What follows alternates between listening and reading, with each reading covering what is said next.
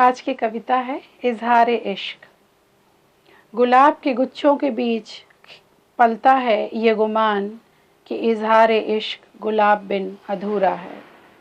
गुलाब के गुच्छों के बीच पलता है ये गुमान कि इजहार इश्क गुलाब बिन अधूरा है। गुल कितने भी खिले बाग में, गुल कितने भी खिले बाग में, बर उनके बगैर बाग का हर फूल धतूरा है। गुल कितने भी खिले बाग में, पर उनके बगैर बाग का हर फूल धतूरा है। उसी गुलाब की टहनी पे उगती हैं कुछ कतारें मलाल की। उसी गुलाब की टहनी पे उगती हैं कुछ कतारें मलाल की। वो कहती हैं कि कांटों संग इश्क कैसे पूरा है।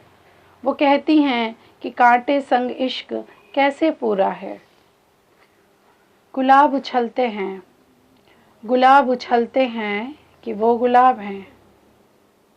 गुलाब उछलते हैं कि वो गुलाब हैं। कांटे चुप हैं, कांटे चुप हैं कि उनकी चुभन खराब है। खरीदार ने समझदारी दिखाई है, खरीदार ने समझदारी दिखाई है। गुलाब की बराबरी करने रेननकुलस की नई पौध आई है। गुलाब की बराबरी करने बाज़ार में रेननकुलस की नई पौध आई है। पर इजहार इश्क का ये मौसम अब भी गुलाब मांगता है। धन्यवाद। आज की कविता है उम्र के 50-55 जीने चढ़ चुकी स्त्रियां। उम्र के 50-55 जीने चढ़ चुकी स्त्रियां एक फुर्सत भरी दोपहर में लतीफ़ों जैसे किस्से सुनाती हैं। उम्र के 50-55 जीने चढ़ चुकी स्त्रियां एक फुर्सत भरी दोपहर में लतीफ़े जैसे किस्से सुनाती हैं। इन किस्सों में परवाह का पर्यायवाची होता है बंधन। इन किस्सों में परवाह का पर्यायवाची होता है बंधन और अभिव्यक्ति का खामोशी। बड़े चाव से बयां करती हैं ये स्त्रियां वो किस्से जिनका स्वाद इमली सा होता है। इनकी बदकही में इनका जीवन किसी एक दशक में रुका होता है। ठहाकों की चढ़ाई चढ़ती और स्मृतियों की ढलान पर अल्प विराम लगाती ये स्त्रियां लुढ़कते हुए किस्सों में ठहराव ढूंढती हैं। जैसे जैसे दोपहर की खामोशियां उबासियों में बदलने लगती हैं, इनके किस्सों का जायका भी बदलता जाता है। अब वो व्यंग की पगडंडियां चुनने लगती हैं।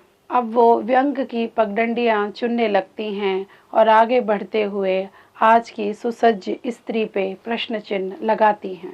अब इन स्त्रियों की बातों में दूसरी स्त्रियों के प्रति कुछ अवांछित टिप्पणियां भी होती हैं। चाय का कप हाथों में थामे ये स्त्रियां अपनी उस छवि को याद करती हैं जिसमें उनके बाल एक लंबी चोटी में बंधे होते थे और उनकी तमन्नाएं पिता के कमरे की खूंटी में।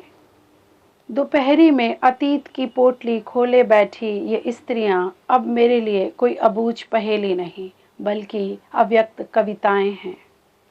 केशों को मुक्त कर आंखों में काजल आंजे मैं इनके साथ बैठती हूँ ताकि मैं इनकी खामोशी का मिजाज समझ सकूं। मुझे लगता है ये स्त्रियां आज भी खोज रही हैं अपने सपने, अपना अस्तित्व और अपने लिए एक स्वतंत्र आंगन जहां उनके लिए उनका अपना भी एक खुला आसमान होगा। धन्यवाद। आज की इस कविता का शीर्षक है विरह की प्रीत।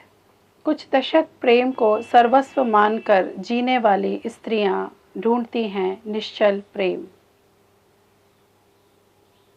कुछ दशक प्रेम को सर्वस्व मानकर जीने वाली स्त्रियां ढूंढती हैं निश्चल प्रेम। वो खोजती हैं एक पुरुष में बसता स्नेहपुंज जो उन्हें ताउम्र नहीं मिला।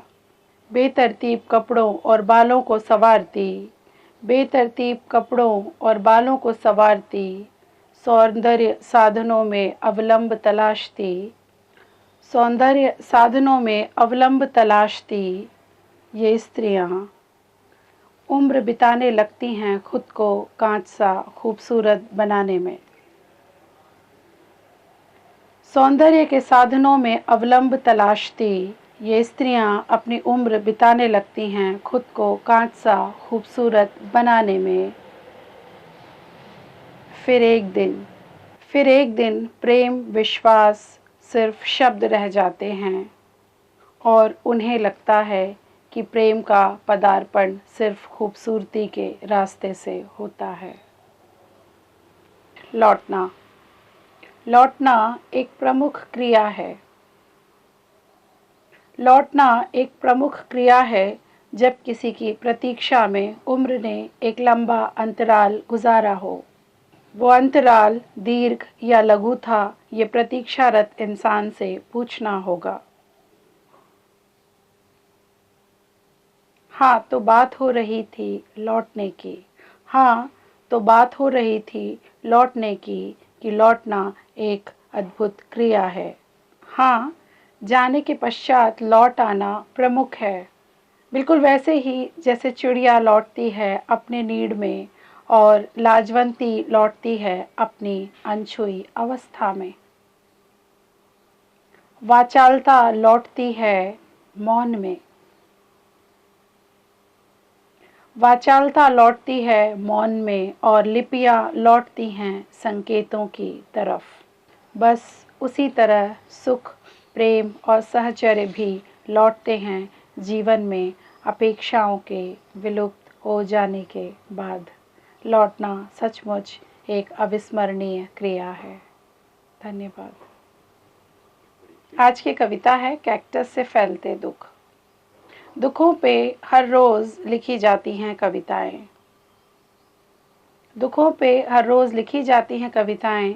शायद सबसे ज़्यादा कविताएं दुखों पर ही लिखी जाती हैं। कविताएं लिखी जाती हैं प्रेम से भी ज़्यादा दुख पे। कभी नए दुख पे तो कभी पुराने दुख पे। कभी नए दुख पे तो कभी पुराने दुख पे। कभी अलगनी पे लटके दुख पे। कभी अलगनी पे लटके दुख पे तो कभी प्रतीक्षा की टहनी पे लटके दुख पे। दुखों पे हर रोज़ लिखी जाती हैं अनगिनत कविताएं। कभी वृद्ध होते दुख पे तो कभी कैक्टस से पनपते दुख पे। पता नहीं ये दुख कम क्यों नहीं होते। पता नहीं ये दुख कम क्यों नहीं होते।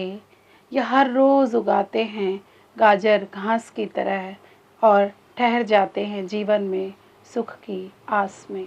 धन्यवाद।